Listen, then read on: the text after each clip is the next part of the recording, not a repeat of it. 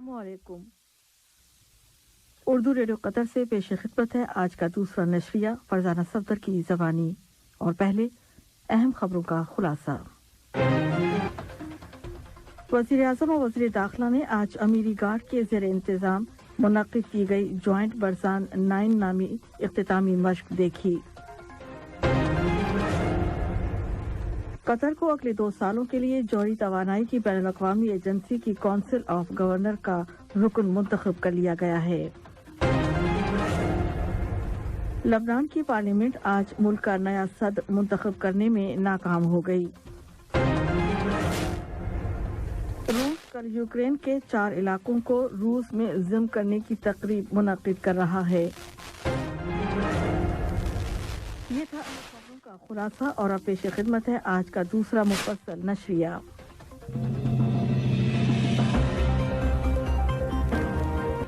बिस्मिल्लाहिर्रहमानिर्रहीम। वज़ीर आज़म और वज़ीर दाखिला शेख खालिद बिन खलीफा बिन अब्दुल अजीज अल सानी ने अल हसनिया कैंप में अमीरी गार्ड की तरफ से जॉइंट बरसान 9 नामी इख्तितामी मश्क देखी है।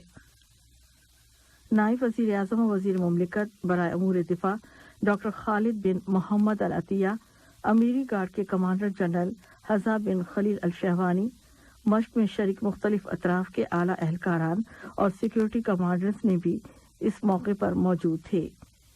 इस मौके पर अमीरी गार्ड और फौजी, सिक्योरिटी और सिविल अतराफ की मुश्तरका मश्क के बारे में एक दस्तावेजी फिल्म भी दिखाई गई और स्पिरिट्स चैंपियनशिप्स के मौके पर मतलूबा मुकम्मल सिक्योरिटी के लिए हम आहंगी की कोशिशों और ताउन के वसाइल की तफसीलात भी बताई गईं।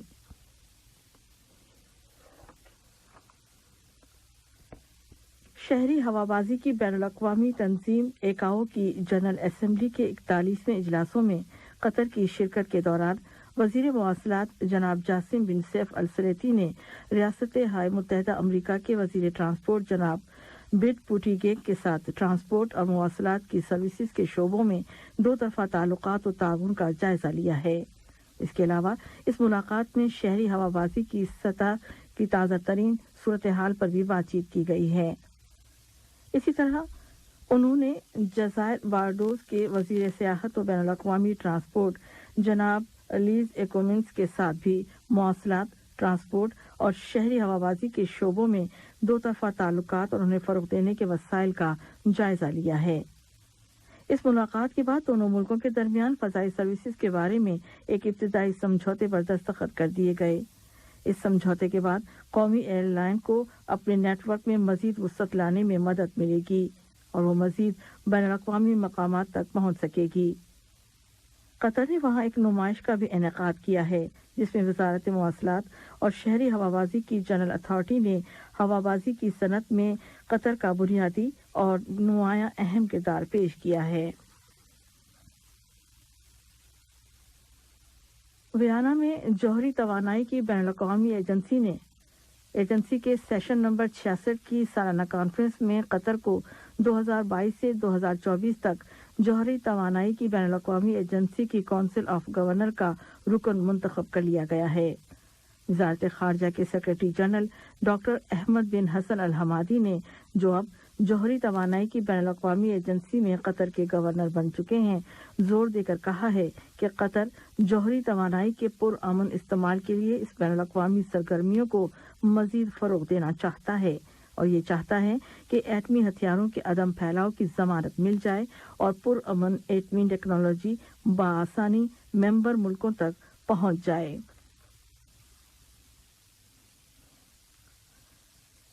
दोहा में मुआविन वज़ीर ख़ारजा बराए इलाक़ाई उमूर डॉक्टर मोहम्मद बिन अब्दुल अजीज बिन सालेह अल खलीफ़ी से इस्लामी जमहूरियत ईरान के नायब वज़ीर ख़ारजा बराए इक़्तिसादी उमूर जनाब मेहदी सफ़री ने मुलाकात की है, जिसमें 2 तरफ़ा ताल्लुकात और ताउन और उन्हें मुख्तलिफ शोबों में ख़ासतौर पर सरमायाकारी और इक़्तिसादियात के शोबों में मज़ीद फ़रोग़ देने के वसाइल पर बातचीत की गई।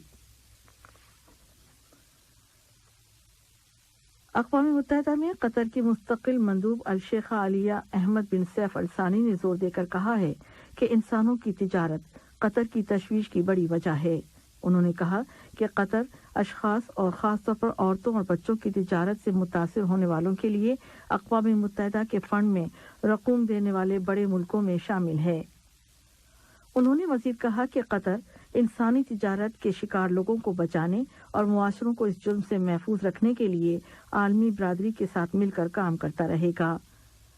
وہ اقوام متحدہ میں گیبن اور امارت موناکو کے تعاون سے منعقد کیے گئے ایک ایونٹ سے خطاب کر رہی تھیں۔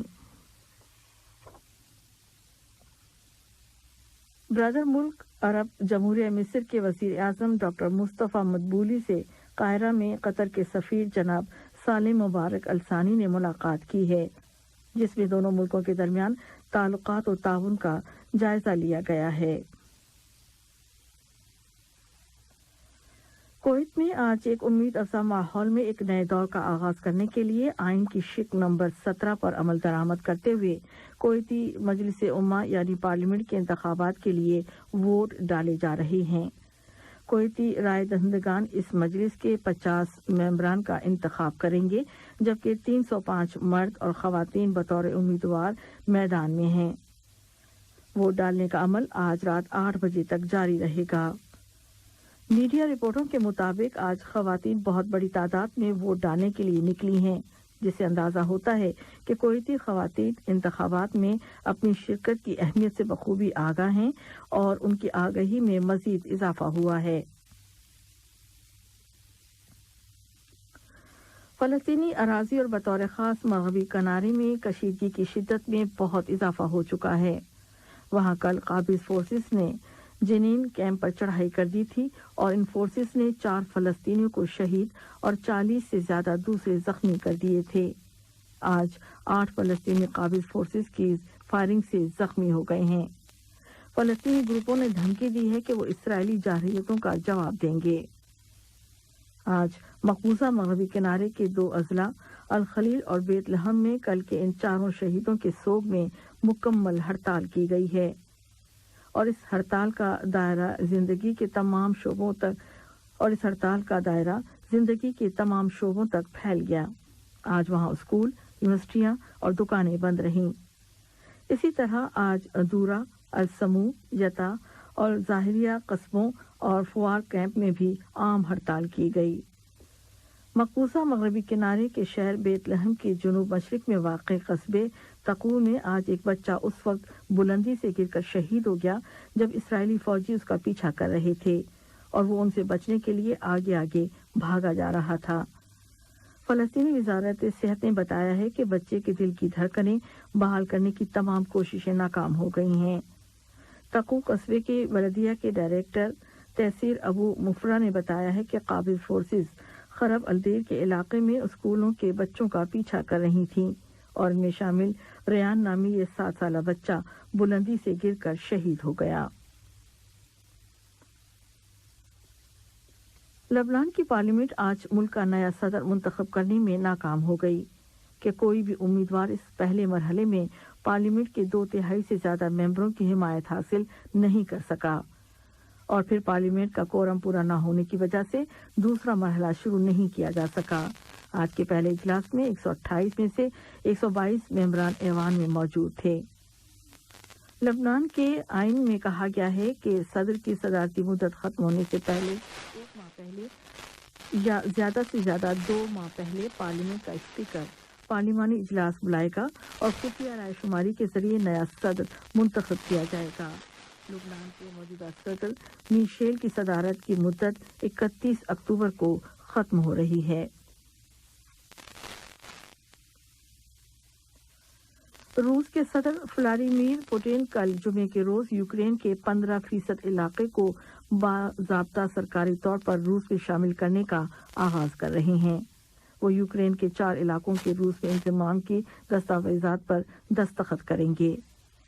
روسی صدارت کے ترجمان ڈیمیٹری میسکوف نے اعلان کیا ہے کہ جن 4 علاقوں نے اپنے ہاں ریفرنڈم کرا کے روس میں شامل ہونے کی درخواستیں دی تھیں ان کے ساتھ ان دستاویزات پر دستخط کیے جائیں گے۔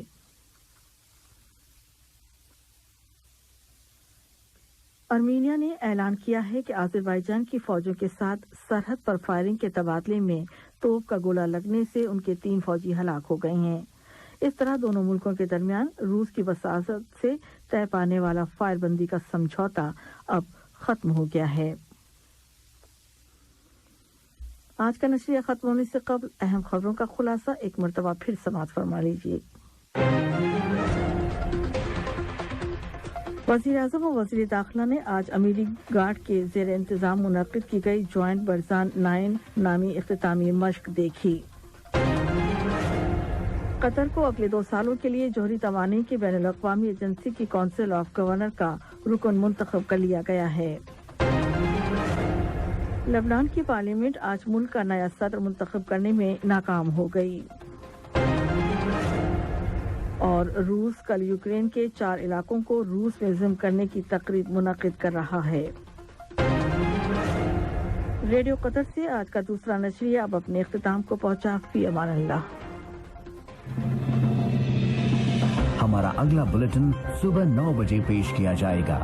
सुनते रहिए FM 107। सलाम अलैकुम दोस्तों, मैं हूं शेख नूर। आप देख रहे थे कतर न्यूज़ टुडे। मुझे उम्मीद है कि ये वीडियो आपको इंफॉर्मेटिव लगी होगी। इसी तरह के वीडियो पाते रहने के लिए नूर टाइम 24/7 यूट्यूब चैनल को सब्सक्राइब कीजिए और इस वीडियो को लाइक, कमेंट और शेयर ज़रूर कीजिए। अगर आप फेसबुक पर देख रहे हैं तो शेख नूर पेज को लाइक कीजिए और फॉलो कीजिए ताकि मैं जैसे वीडियो अपलोड करूँ आप तक पहुँच जाए। शुक्रिया।